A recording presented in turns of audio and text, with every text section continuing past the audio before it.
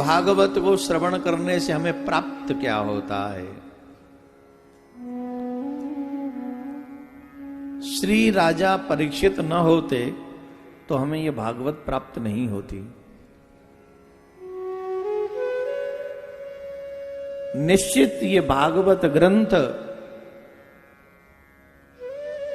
राजा परीक्षित के श्रवण करने की जिज्ञासा के साथ, जो उनके मन में भगवान की कथा को श्रवण करने की लालसा है, उस लालसा की वजह से हमें यह भागवत श्रवण करने को अधिकार प्राप्त हुआ।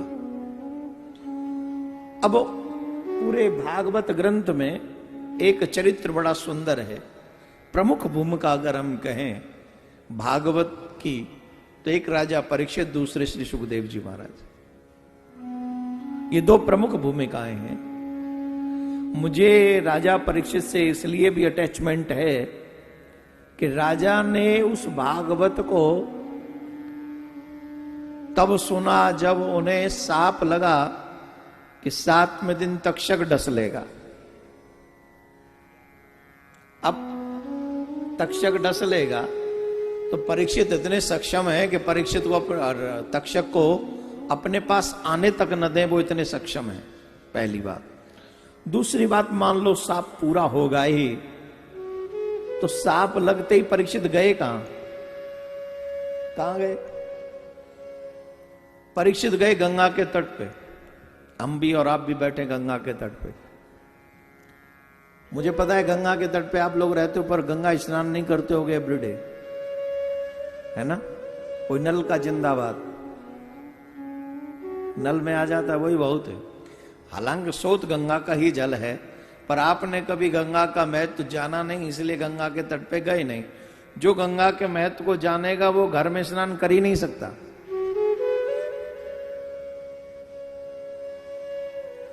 प्रश्न उठता है, गंगा के तट पे राजा गए तो ऑब्वियसली जो गंगा के तट पे राजा परीक्षित गए, उन्हें गंगा का महात्म तो पता होगा। गंगा का महात्म क्या है? विष्णु पादोत्कम पीत्वा पुनर्जन्म न विद्यते। जो भगवान के चरण पादकों का जो जल है, गंगा भगवान के श्री चरण से प्रकट हुई। जो व्यक्ति मर भी जाए और उसके मुख में गंगा जल डाल दिया जाए तो उसका पुनर्जन्म नहीं होता। इतना बड़ा महात्मा है। छोड़िए गंगा जल डालना, और उसकी मरी हुई, जो व्यक्ति मर गया है उसकी हड्डियां भी, अस्थियां भी गंगा में बहा दी जाएं तो व्यक्ति की मुक्ति हो जाती है।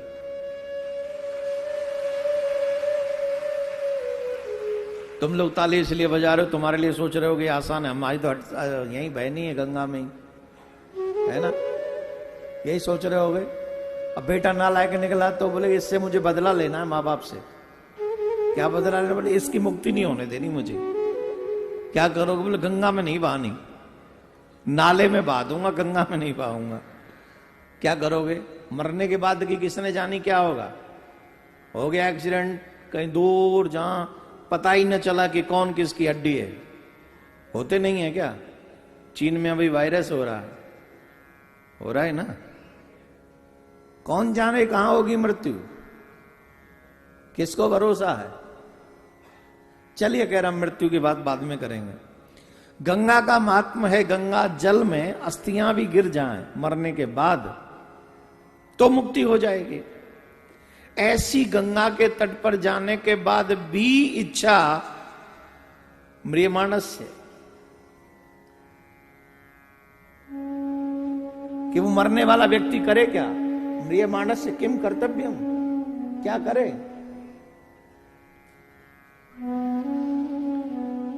अच्छा एक बात बताओ, 7वें दिन तक्षक डसेगा और उसे पता है गंगा का महात्मा क्या है। आप सोचेंगे कि भाई गंगा इसकी मुक्ति कैसे करेगी?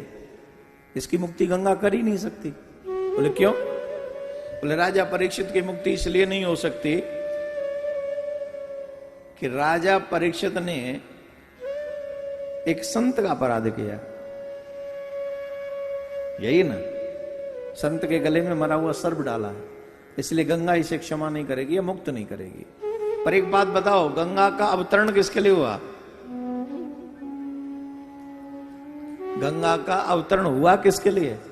जिन्होंने संत का अपराध किया उन्हीं के कल्याण के लिए तो गंगा आई। सगर के 60,000 पुत्रों ने कपिल मुनि का अपमान किया, उन्हीं के कल्याणार्थ गंगा भागीरथ तपस्या करके लेके आए और यहीं गंगा सागर तक पहुंची, जिससे कपिल मुनि के आश्रम तक हिमालय की कंदराओं से होती हुई भारत की यात्रा करती हुई गंगा यहां आप ही की बगल तक पहुंची। गए हो गंगा सागर कि नहीं?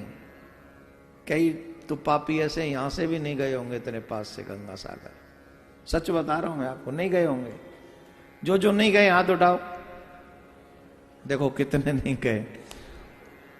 और यहीं बगल में है गंगा सागर, यहां से यहीं नहीं गए। मैं तो गया हूं, मैं एक बार गया हूं गंगा सागर। हाँ, वो गंगा जी की धारा बड़ी लंबी चौड़ी है महाराज, उसमें जाके ऐसा लगता है कि सारे तीर्थ बार बार और गंगा सागर एक बार। एक बार भी लौटाओ तो समझो तर गए, दोबारा मत जाइयो। खैर जाने वाले जाते, आजकल सुविधा बढ़ गई।